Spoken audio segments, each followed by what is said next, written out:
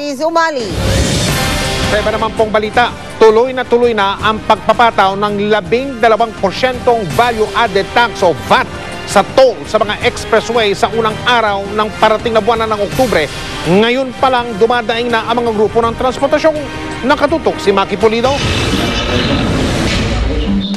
Naturingang public hearing, pero kahit anong tutol, apela o argumento ng iba't ibang sektor, tuloy ang 12% VAT sa toll simula October 1. Ang pinagtatalunan na lang ay kung magkano. Kapag pinatungan kasi ng VAT ang toll, magkakabutal ang singil. Ang panukala ng mga toll operator, i-round up na lang ang 50 centavos pataas na butal. Halimbawa, sa ngayon, 23 pesos ang toll mula Alabang hanggang Calamba exit. Kung may VAT na, magiging 25 pesos and 76 centavos. Pero kung susundin ang panukala, 26 pesos ang sisingilin. Kung mas mababa naman sa 50 centavos ang butal, round down ang gagawin. Pag-uusapan pa ng Toll Regulatory Board ang panukala. Hindi kami makakapagpanukli ng barya. Matagal ang manukli ng barya, tsaka walang barya available. Pero ang mismong co-author ng e-VAT law tutol sa paniningil ng VAT sa toll. Hindi naman daw ito kasali sa dapat lagyan ng VAT. Paano mo lalagyan ng VAT nang walang sale? Walang bentahan ng services. And ito pong hearing na ito is the best proof that there is no sale. Pero ba namang sale na nagpa-public hearing? Sabi ng ilang consumer at transport groups, kung makukuha ang gobyerno sa kanilang pagluhod, gagawin nila. Pero kung hindi, magwewelga na lang daw sila. Hindi raw kasi biro ang magiging epekto ng pagtaas ng toll sa presyo ng bilihin. Inflationary yan. Bukod sa public transport, ano pong dumadaan dyan? Dumadaan dyan ang mga kargamento natin, mga produkto. Gulay, bigas, prutas, palay, fertilizer, ang hinahabol natin, tuwid na daan. Hindi namin na-expect na napakamahal na daan pala ang dadaanan natin. Kawawa na rin daw ang mga bus at jeepney driver na nagbabayad ng sobrang mahal na petrolyo pero hindi basta-bastang makapagtaas ng pamasahe. Ultimatum, pagkarga niya ng tinatawag na krudo, kinukunan na ng iba, ng tax. Ngayon na naman ba, kukunan na naman kami ng tax? Ano na lang mangyayari sa amin? Katwiran naman ng mga toll operator, hindi sila masaya sa pagmahal ng toll. Magne-negative kami ng 1 million a month. So ang mga motorista, kapag mayroong increase in nababayaran, normally nagre-reduce yung kanilang travel frequency. Hanggang ngayon naman ay may gahibla pa ring pag-asa. May naghain kasi ng petisyon sa Korte Suprema na humihiling muling ipagpaliban ang paniningil ng VAT sa toll. Maki Pulido, nakatutok, 24 oras.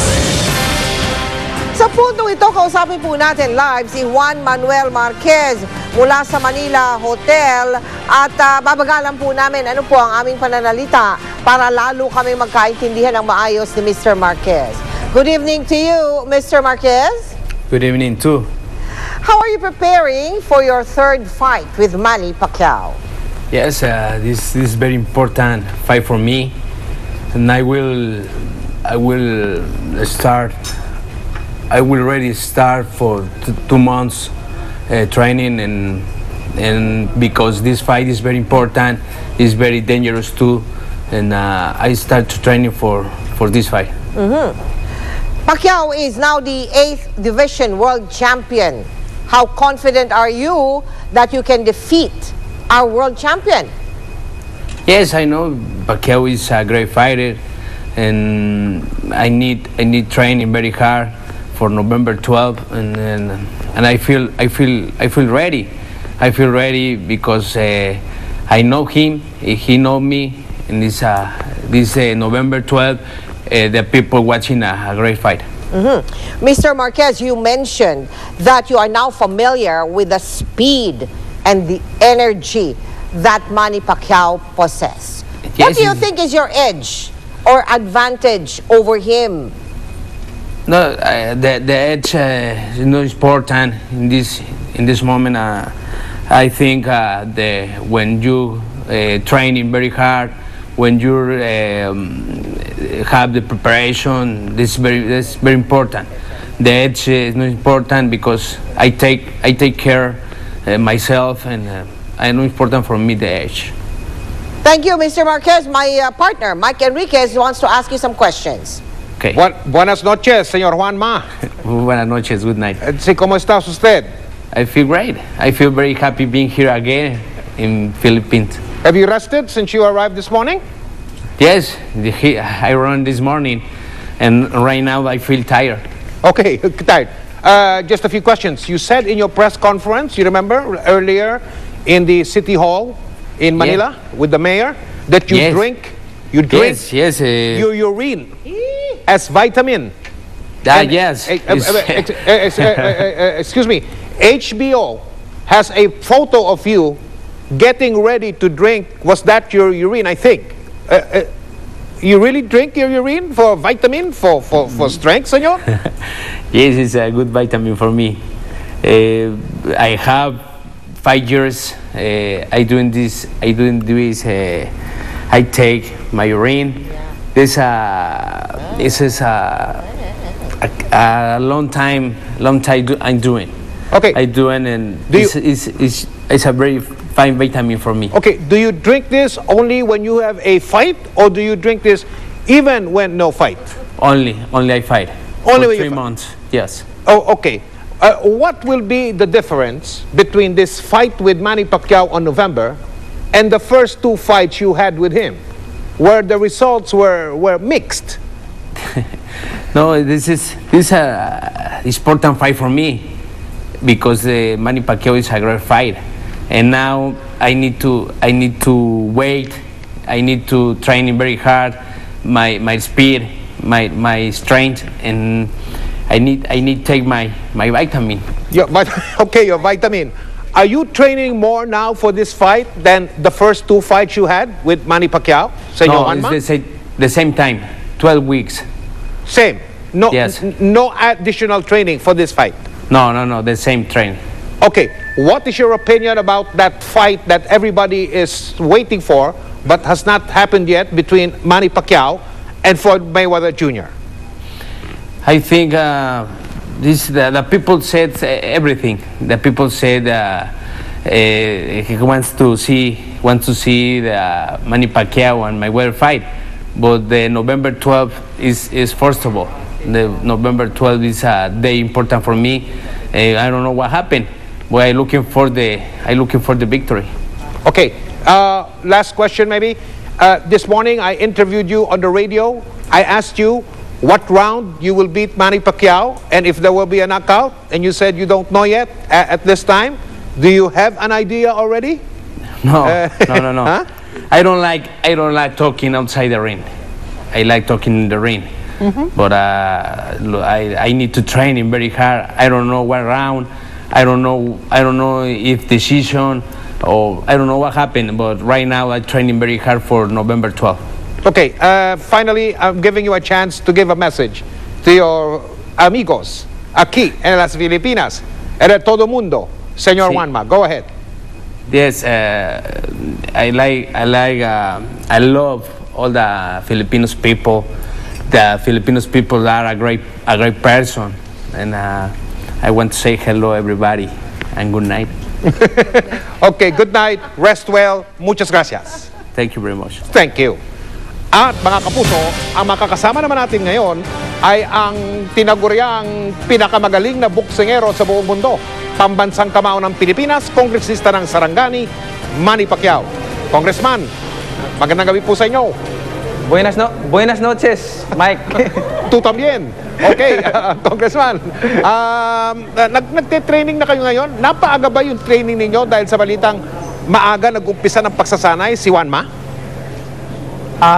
Talagang maaga ang training ko for this fight dahil gusto kong masigurado na mabigyan siya ng real fight. ano kanyo, Congressman? Gusto kong masigurado na makapagbigay ako ng magandang laban. Okay. Alam naman natin lahat, nagigil na si Juanma para sa laban nyo sa Nobyembre.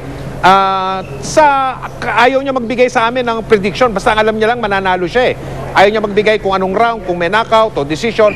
Kayo, Anong masasabi nyo kung hanggang kailan tatagal ang laban? Kayo na ni Coach Freddy, tsaka nung inyong team, may napag-usapan na ba kayo kung ano ang target round ninyo, Congressman? Wala naman, hindi naman tayo kilala tayo, hindi naman ako nagpipredict sa fight, but kailangan natin mag-ensayo mabuti, kailangan 100% condition sa fight na to para matapos na yung mga, of course, ayaw niyang aminin na tinalo ko siya o ano man, this time I have to make sure na I'm really 100% condition to fight him on November 12. Sa mga katuwid, magkakaalaman na sa November 12. Wala nang duda. Ganun ba sinasabi nyo, Congressman? Walang duda. Kailangan sa November 12, mag-training siya mabuti para magandang laban maipakita namin. Okay, salamat po, Congressman. May sabihin ako. Hello? Go ahead. Sige po. May sabihin ako kay Marquez and sa lahat ng mga mag-Espanyol ako ha. Go ahead. Sige po. Okay. To all the Mexican, quiero dar gracias al público mexicano. And then, no era mi intención pelear contra otro boxeador mexicano, pero así pasan las cosas. Uy, muy bien, congresista. Habla español mucho.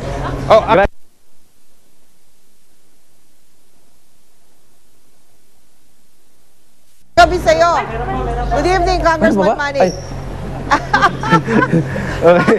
Congressman Manny, magandang gabi. Mel Tiangco po. Hi, good evening. Yeah. Congressman Manny, alam mo naman yan, sinadya ko Las Vegas nung Mayo para mapanood ka talaga, no ha? At diretsahang, siyempre, nagsabi rin ako sa'yo ng katotohanan na na-disappoint ako noon eh. Kasi parang napakahina, no ha? At naging issue noon, yung masyado daw, magkaibigan daw kayo talaga ni Mosley eh. Masyado kaya mabait. daw, di ba, naging issue yun? Di ba, naging issue noon, ano ha? Nga, itong tanong ko, kamusta naman kayo ni Marquez? Ganon din ba ang pagkakaibigan ninyo? Anong klaseng laban ba ang maaasahan ng publiko sa inyong dalawa? Katulad ba nung kay Mosley? Iba to. Iba yan. Iba to. Oh. Malaking pagkakaiba to. Hindi katulad to kay Mosley. Hindi ha? Hindi talaga ha? Oh. Sa totoo lang, Congressman Manny, sa atin lang mga Pinoy, ha? Malakas bang kalaban yan si Marquez? Sabi nila. Sa tingin mo? Pero sa akin, ako, siyempre, sabihin natin na may galing din si Marquez sa boxing, pero hindi ganun kalakas sa mga ibang nakakalaban ko. Oh, gano'n, yakang-yaka, gano'n, parang gano'n. Hindi man yakang-yaka, hindi tayo pwede magkumpiyansa, pero sinasabi niya, siya mismo nagsabi na siya ang nanalo, so kailangan patunayan natin mabuti. Aha. Pero pwede ba akong maghintay ng knockout? Kasi yun ang gusto ko eh. Gusto ko yung mga gano'n. Meron ba? Palagay mo, kaya? Tawa na lang ako, smile. Maraming salamat sa iyo, Congressman Manny Pacquiao. Salamat.